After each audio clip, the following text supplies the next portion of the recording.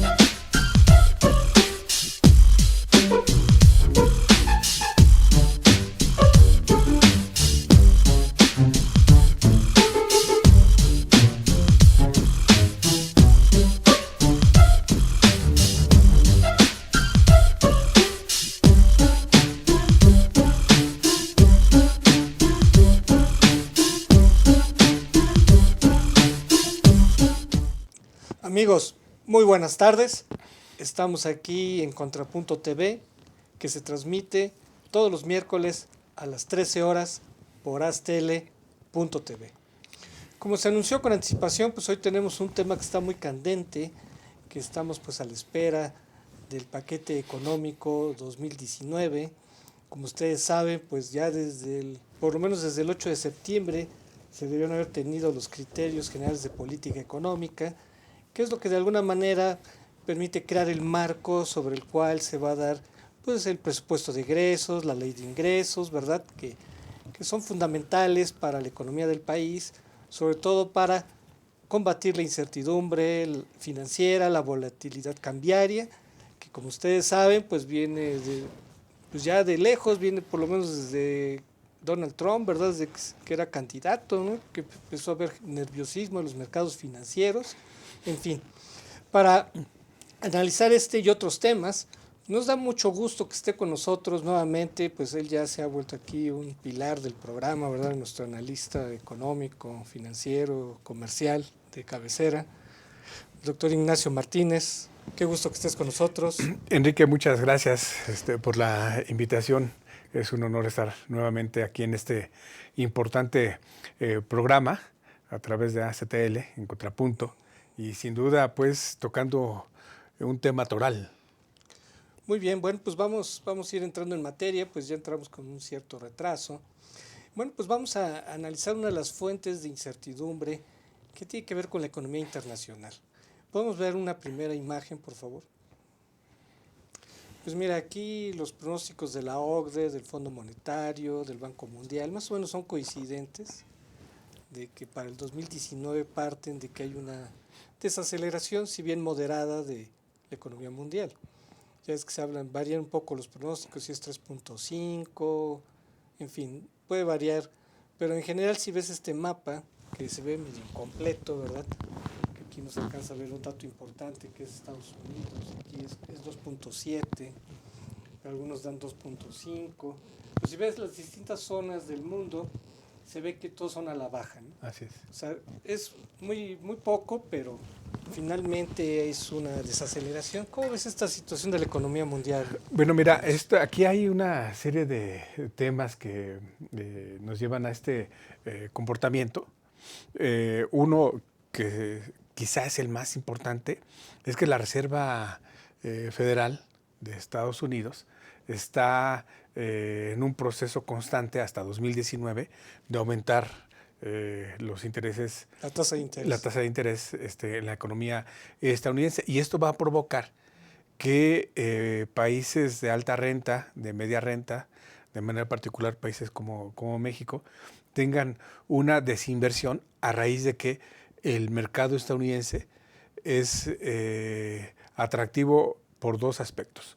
Uno, es la cuestión del paquete fiscal de Trump, que entra a su segundo año, y otro, por supuesto, es la tasa de interés atractiva que está ofreciendo la Reserva Federal, aunado a otro tema que es importante señalar, que es el proteccionismo comercial, que desde la Casa Blanca se está imponiendo y que otros países ya están siguiendo. A ver, antes de pasar al segundo punto, ¿por qué la Reserva Federal está aumentando la tasa de interés? Digamos, hasta cierto punto suena lógico en cuanto a que quiere atraer capitales, pero también implica subir la inflación en los Estados Unidos, ¿no? No necesariamente, tu observación es muy interesante con respecto a por qué está aumentando. Está aumentando por dos aspectos. Uno, está mejorando la economía de Estados Unidos. En el dato que tenemos reciente es que el segundo trimestre de la economía de Estados Unidos tuvo un crecimiento que nunca antes había tenido desde hace 1960. O sea, desde la posguerra. Desde la posguerra, en cuanto a segundo trimestre. Lleva la economía de Estados Unidos 109 meses, es decir, 9 años, creciendo de manera constante. El dato de crecimiento que tuvo la economía de Estados Unidos en el segundo trimestre de 2018 fue del orden de 4.2. O sea, un crecimiento muy elevado. Y esto, por supuesto, se refleja en el descenso de la tasa de desempleo. Por lo tanto, hay mayor producción, hay inversión, ¿sí? Y esto refleja entonces que la tasa de interés de la Reserva Federal va hacia arriba para atraer mayor inversión y por lo tanto esto se refleja en aumento de producción. Pero ¿no será que aumentar la tasa de interés busca un poco regular este crecimiento económico? Que no se Sin duda, y esto nos mete a otro tema muy candente, que es la famosa burbuja de crecimiento de la economía de Estados Unidos, que está creciendo de manera extraordinaria y en estos vaivenes de la economía capitalista nos refleja que tarde o temprano esa burbuja va a reventar. En el Laboratorio de Análisis en Comercio, Economía y Negocios hacemos el cálculo que esto estará sucediendo en el tercer trimestre de 2020, casi pegadito a las elecciones presidenciales de Estados Unidos que van a ser en noviembre. Pero fíjate, Ignacio, si ya los principales organismos internacionales están pronosticando que la economía de Estados Unidos se va a desacelerar, quiere decir que están influyendo otros factores. O sea, yo entiendo que aumenta la tasa de interés pensando en ese elemento para evitar que se dé una desaceleración muy rápida. Entonces, ¿cómo evito? Pues atrayendo capitales. Así es. Pero el otro factor por el cual se está pronosticando esta desaceleración, no solo de Estados Unidos, sino incluso de China, que aquí hay un elemento importante, ¿no? China y la zona euro y otro, Japón, tiene que ver con estas escaladas arancelarias que se están dando, sobre todo entre Estados Unidos y China.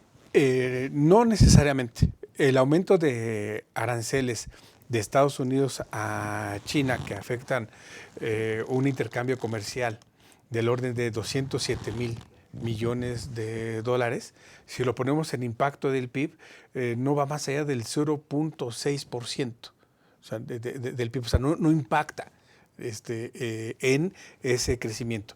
Sí se refleja en la parte micro, donde ya sea en materia de consumidor, los bienes finales que compra el consumidor estadounidense han aumentado ligeramente de precio, o componentes de las empresas establecidas en Estados Unidos han aumentado de precio, pero no afecta en proporción desmedida ese crecimiento. Oye, pero una guerra arancelaria o escalada arancelaria, como se le quiera decir, ¿a poco no baja el comercio mundial?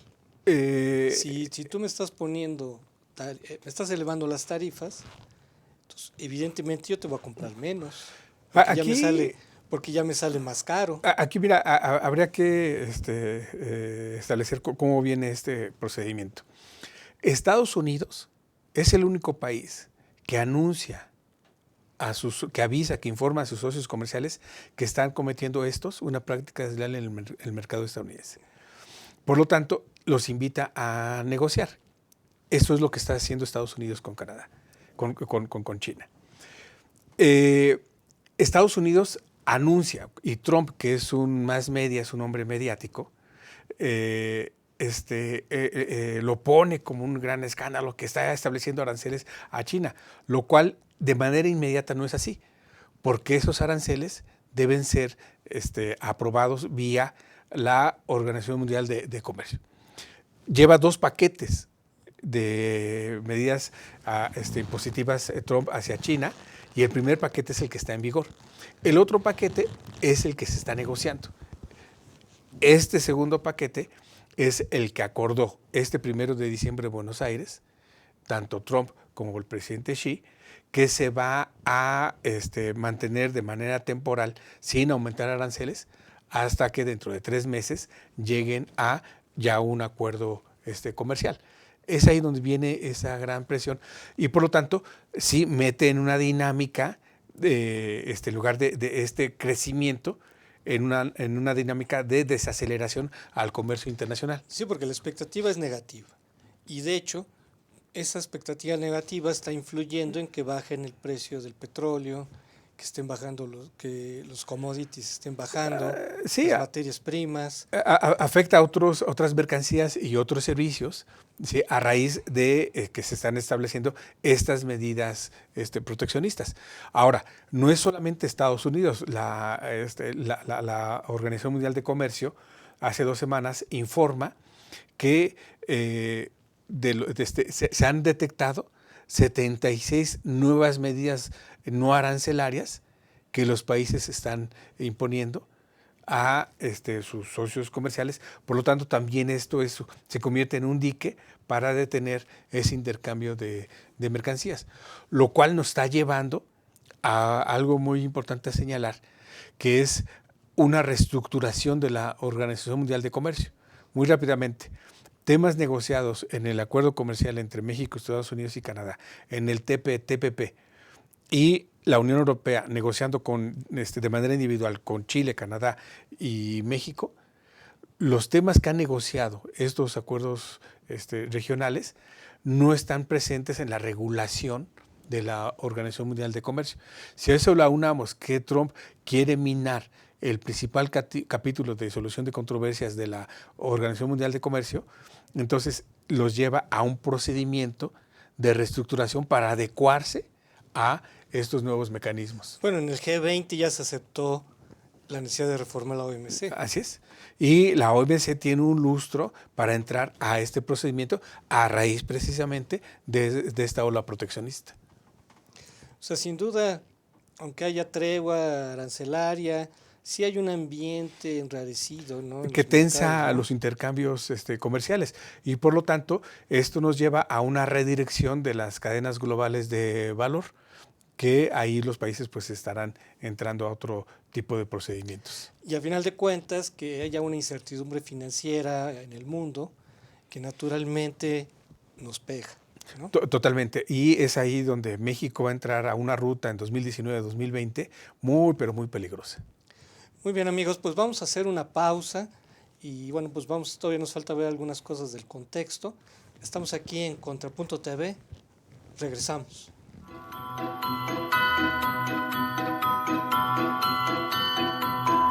Astele.tv. Estudié psicología porque siempre me ha gustado ayudar a las personas que están a mi alrededor. Actualmente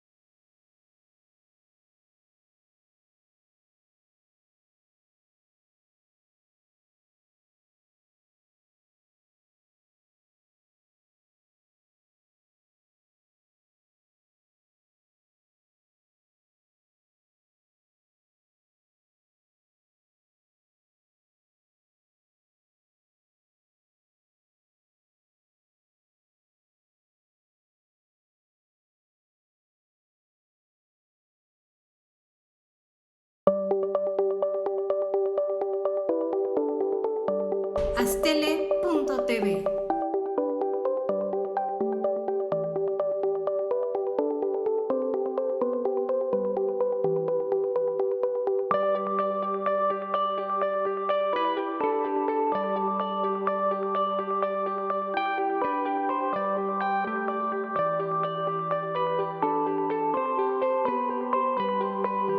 Astele.tv.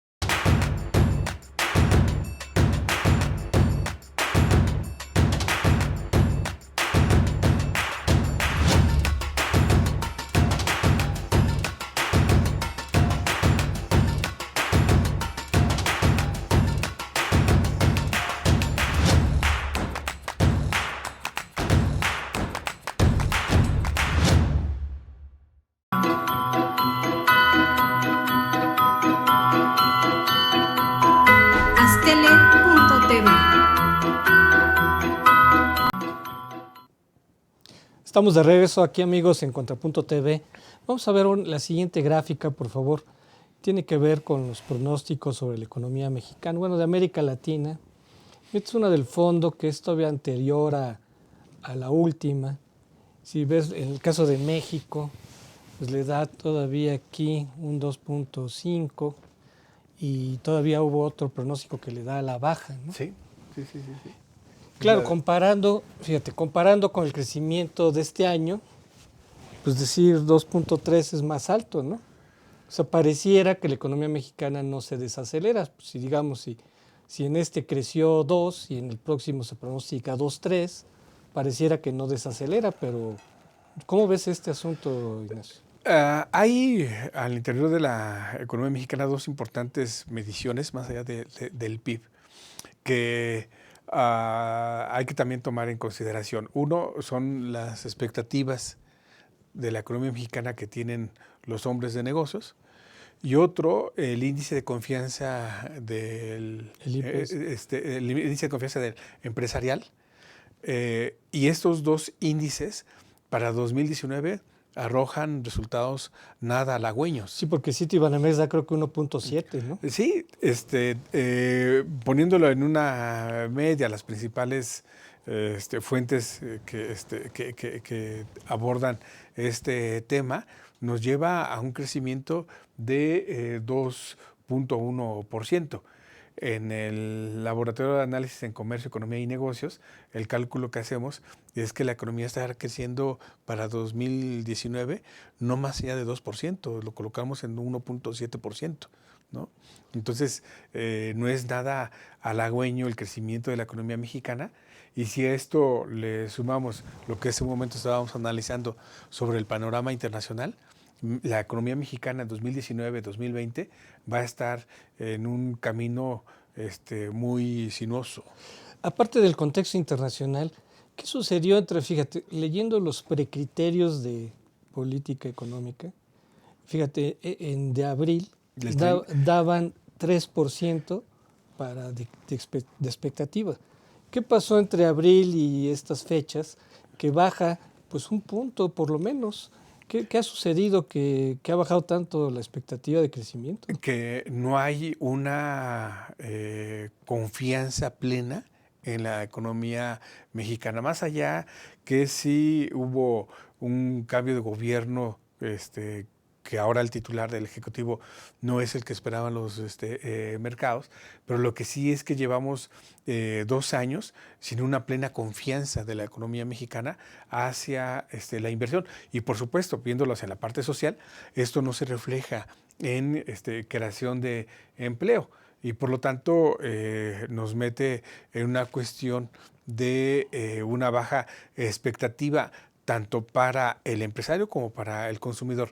Y esto, por supuesto, se refleja en una cuestión de desempleo o bien los pocos empleos que se están creando, pues no satisfacen el ingreso de las familias. Claro, aparte de todos los hechos, ¿verdad?, que ya conocemos, pensando ya más en la conformación del paquete económico, tú comentabas que hay una serie de fechas que son, vamos a llamarle fatales, para la elaboración del paquete y que su cumplimiento es fundamental para la confianza económica y financiera. A ver, platícanos estas fechas fatales. Sí, la Ley Hacendaria de Planeación, en su artículo 42, es muy precisa en fechas. Una de estas es que a más tardar el 30 de marzo, el Ejecutivo Federal debe entregar lo que se conoce como los precriterios de política económica para el año siguiente. Entonces, Peña Nieto, como titular entonces del Ejecutivo, entregó a el Legislativo el 28 de marzo los precriterios generales de política económica. Esa es una primera fecha. Es una primera fecha. Que ya conforme se vaya acercando la otra fecha, se van consolidando como presupuesto federal. La otra fecha es el 8 de septiembre. Ese día, más allá de las cuestiones coyunturales, políticas, económicas, ese día por ley también se debe entregar el 8 de septiembre ya lo que se llama el paquete fiscal, es decir, los criterios generales de política económica. Con base en los criterios generales de política económica, es que el 24 de octubre se debe aprobar la Ley de Ingresos de la Federación y a más tardar el 14 de noviembre se debe aprobar la Ley de Egresos de la Federación. Presupuesto de egresos. La Ley de Egresos de la Federación, que se desprende, la Ley de Ingresos de la Federación. Por eso la Ley de Ingresos fue en octubre. El 24 de octubre. Y en noviembre es el presupuesto de egresos. El presupuesto de egresos, los criterios generales de política económica se convierten en 2 leyes, una vez aprobado por el Congreso. Exactamente. La Ley de Ingresos de la Federación y la Ley de Egresos de la Federación. ¿Por qué es tan importante cumplir con todas estas fechas? Aparte de la cuestión legal, claro. Porque viene un proceso de político-económico de negociación, principalmente con gobernadores, con presidentes municipales, para poder establecer programas económicos, programas sociales para la administración en los 3 niveles, ¿no? Y otro son las señales que se le envía al mercado para que entonces fluya la inversión. Dentro del documento de los criterios generales de política económica, hay un cuadro muy importante, muy relevante, que es el cuadro macro, que es el más citado en su momento por los principales agentes económicos, por los principales actores políticos, donde se establecen los grandes puntos de crecimiento que va a tener la economía.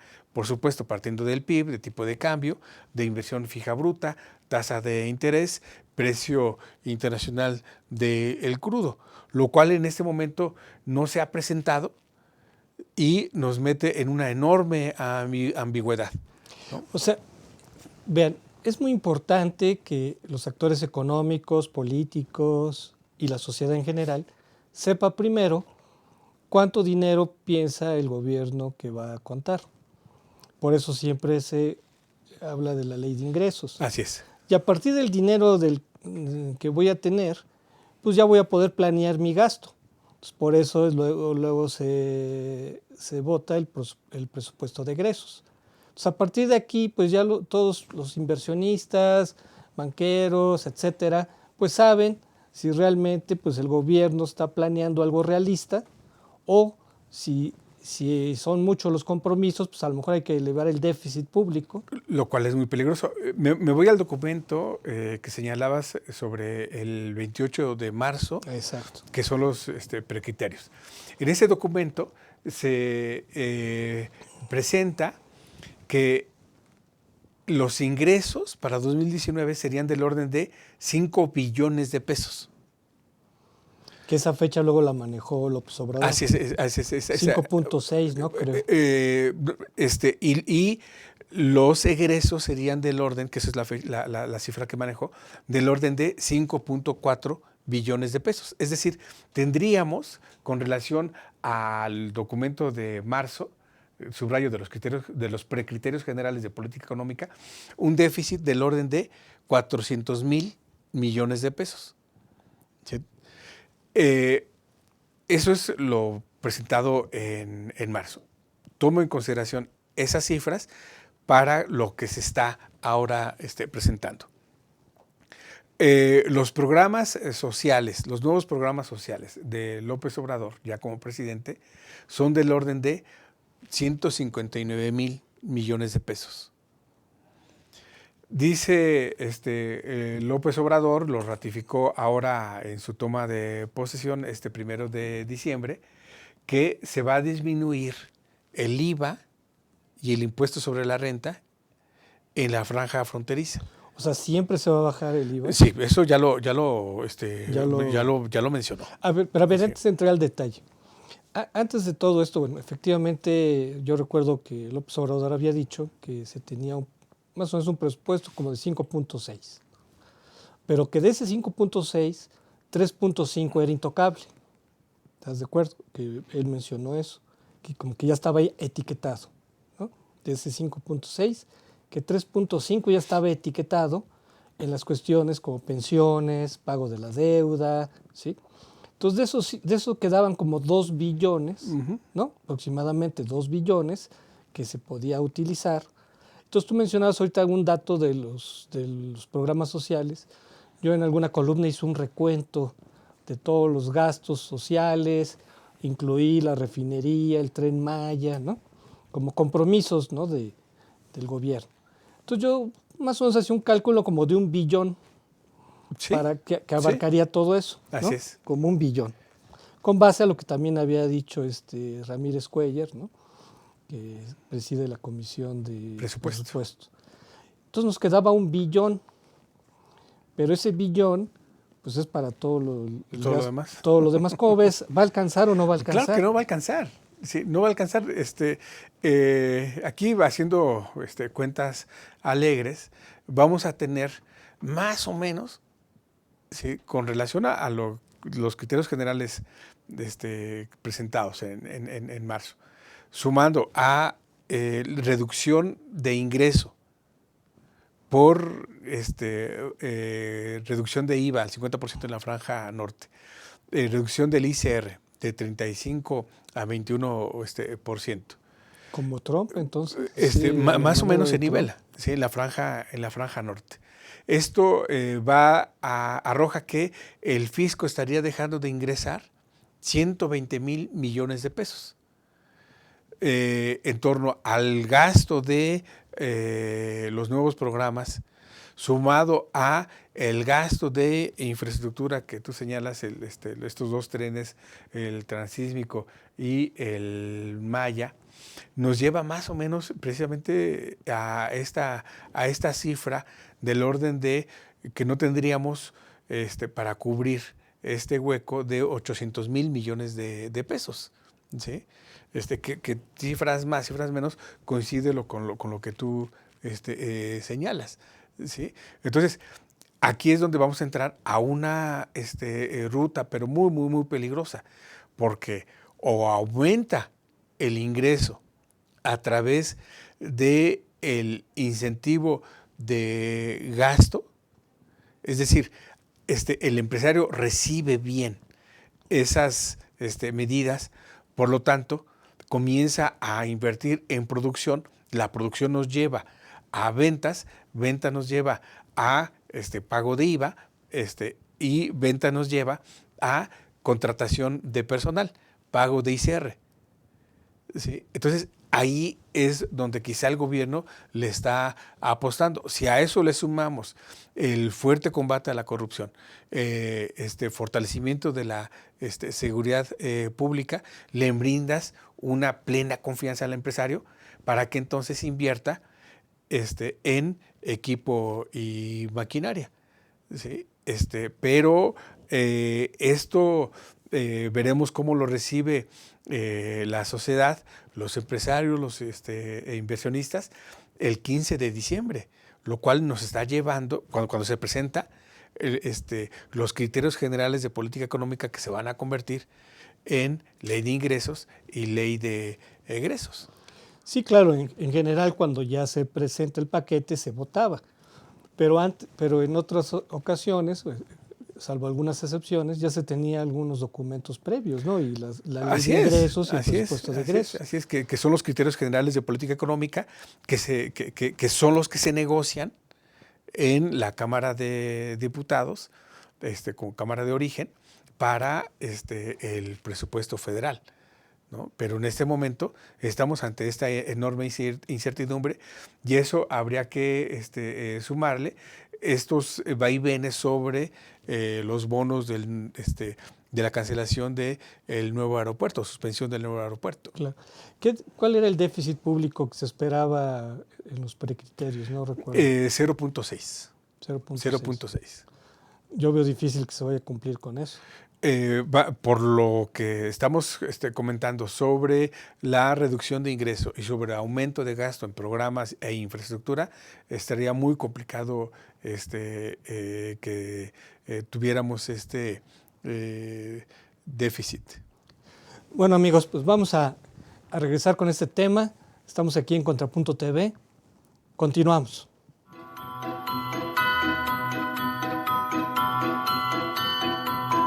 Astele.tv.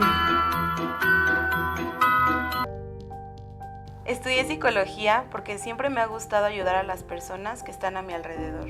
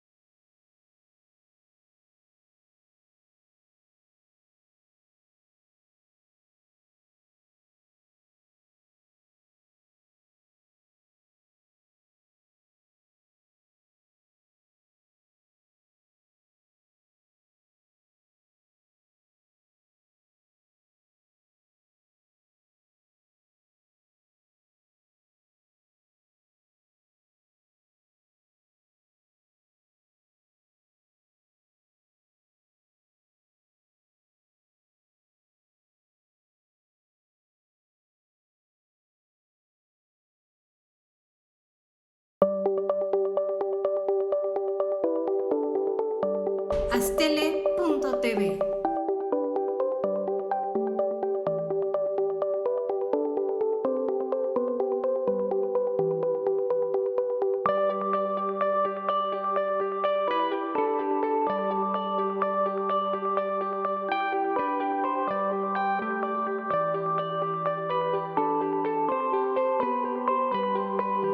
Astele.tv.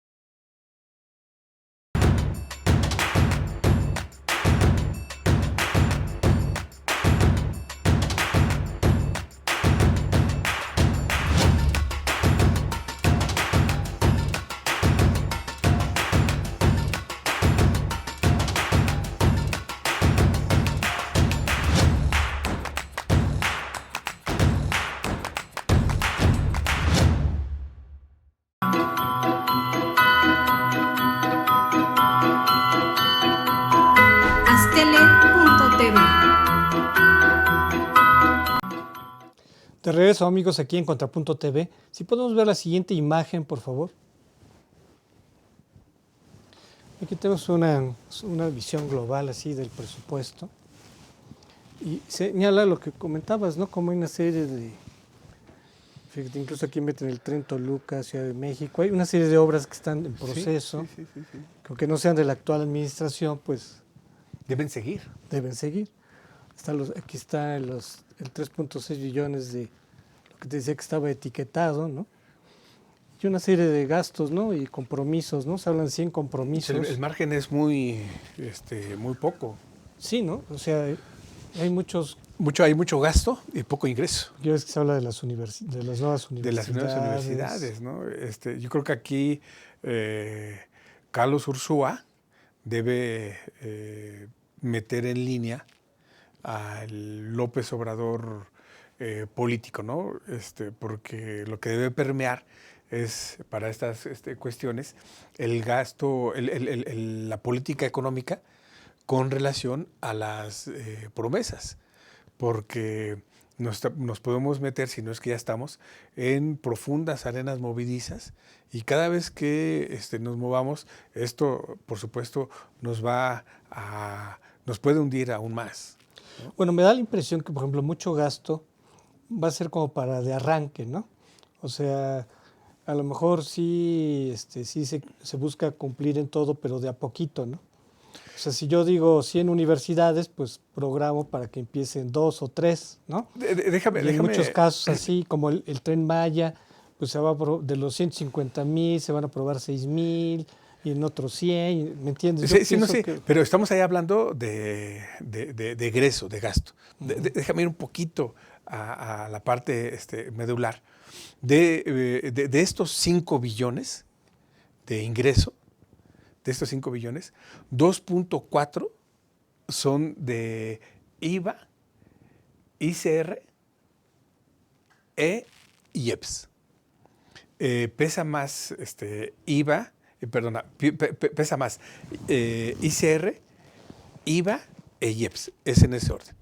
El ICR, tú lo sabes, es resultado de la creación de riqueza, entiéndase, empleo, ¿no? Y vamos, contratación, ¿no? Si nos vamos a cuestiones de honorarios. Luego viene el IVA, que es un impuesto indirecto, al igual que el IEPS. Entonces, si el ICR disminuye, en cuestión general, no por medida política como va a suceder en la Franja Norte, si el ICR disminuye es que no hay creación de empleo, es decir, el empresario no está invirtiendo. Al contrario, si el ICR aumenta es que el empresario está teniendo confianza en las políticas económicas del gobierno. Y por lo tanto, ICR nos lleva a consumo, equipo y maquinaria o bienes y servicios por parte del trabajador / consumidor. Y tenemos la parte del IEPS, que es un impuesto especial sobre determinadas Productos mercancías, especiales, ¿no? y determinados servicios. Pero todo esto se refleja sobre la creación de empleo. Es ahí donde está la parte medular. Claro. ¿Qué sucede entonces si se opta por mayor endeudamiento? ¿Cuáles son los riesgos de esto? Uno, que tarde o temprano vamos a pagar, ¿sí?, ese endeudamiento. Dos, si el gobierno tantito se mueve de la franja permitida de endeudamiento, ¿qué quiere decir? Que entonces su política económica no es buena. Y esto estaría impactando en la inversión. Aquí tenemos una gráfica. ¿Cómo puede, por ejemplo, al ciudadano común, cómo le afecta esto? Mira, esta gráfica que obviamente tiene que ver con el dólar. ¿Sí? ¿Cómo impacta el mayor endeudamiento? O que sube, imagínate que se conjugue, que la Reserva Federal sube la tasa de interés y que aquí en México pues sube el endeudamiento. ¿Cómo impacta esto en el dólar? Esto estaría aumentando el tipo de cambio del peso con relación al dólar, y el dólar se estaría yendo nuevamente arriba de 22 pesos por por dólar, ¿no? En ese momento está en 20, tenemos una franja de 20 más menos 5. ¿Sí? Se está moviendo en esa franja. Por ejemplo, muchos atribuyen que esta diferencia entre los 19 pesos por dólar y los casi 21 que hay ahora se debe que ha habido fuga de capitales como consecuencia de la incertidumbre financiera. Fíjate que no. Cada año las principales empresas que contratan deuda privada, cada año deben pagar en octubre esa deuda. Por lo tanto, es ahí que Banco de México siempre precisa que en octubre va a haber esta salida de capitales. Algo normal. Es algo normal. Pero entonces, ¿por qué no baja el dólar? Si ya bajó, si ya acabó esta salida de capitales, tendría que haber ya bajado, ¿no?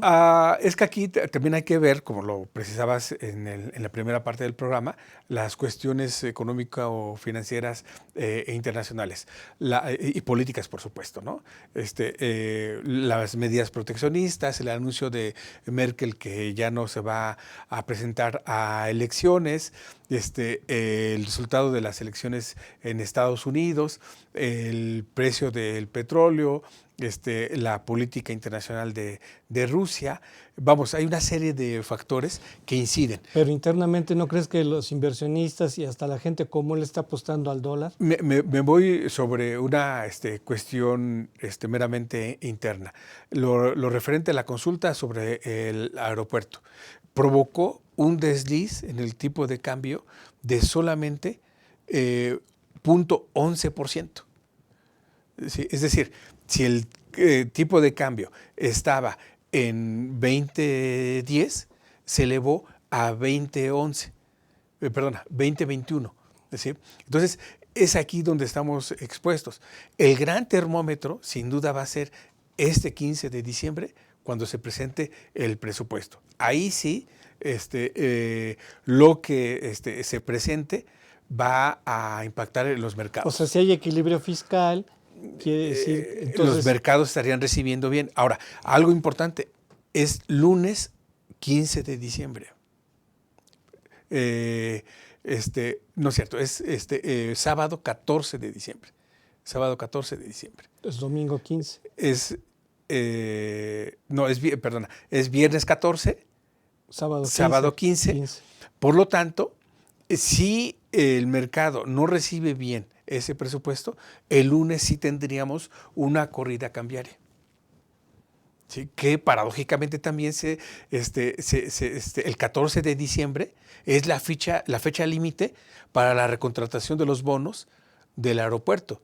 Si no hay una buena recontratación de bonos del aeropuerto, si el mercado no recibe bien el presupuesto, el lunes sí tendríamos una fuerte corrida cambiaria que por supuesto incidiría en capitales. Claro. Si podemos ver la última lámina, por favor. Uno de los riesgos de que suba el dólar es la inflación. ¿Por qué la inflación ha ido a la alza y no se ha frenado? ¿Por la cuestión del dólar o influyen otras cosas? No, influyen otras. Mira, incluso aquí marcaban 4.5, pero se habla de expectativa de que en el próximo año va a subir que a 4.6 o más. Una de las causas que ha provocado, y aquí contigo lo abordamos en su momento, una de las causas que ha impactado en el aumento de la inflación, o que no baje la inflación, es precisamente el impuesto especial sobre productos y servicios, pero a la gasolina. La gasolina es el principal componente de la canasta básica, que por supuesto su precio impacta en los otros bienes y servicios que conforman la canasta básica. Y entonces, a partir de 1 de diciembre, la gasolina está expuesta totalmente a los vaivenes del mercado. Esta inflación que vamos a tener, el reporte por parte de Banco de México, el 15 de diciembre, que va a ser la primera quincena ya del gobierno entrante, sin duda va a tener un aumento, pero no es estrictamente por la llegada del nuevo gobierno, sino porque va a ser la primera quincena en que la gasolina va a estar expuesta al mercado. Pero digamos, si importamos gasolina y sube el dólar, pues sube el precio de la gasolina. El precio de la gasolina, o bien, si aumenta el precio del crudo, aumenta también los derivados de gasolina. Por lo tanto, nos pega de todos modos. Bueno, amigos, pues ya vimos aquí un panorama muy sucinto. Estamos ansiosos, ¿verdad?, a saber cómo viene el paquete económico 2019 y pues ojalá sea un paquete realista, ¿verdad?, que permita erradicar las fuentes de incertidumbre y volatilidad y que México se pueda encauzar por una senda de crecimiento. Y que se refleje en el empleo. Exacto. Amigos, estamos aquí en Contrapunto TV. Los invitamos el próximo miércoles para otro programa de análisis político nacional e internacional. Muchas gracias, Ignacio. Muchas gracias, Enrique. Hasta la próxima.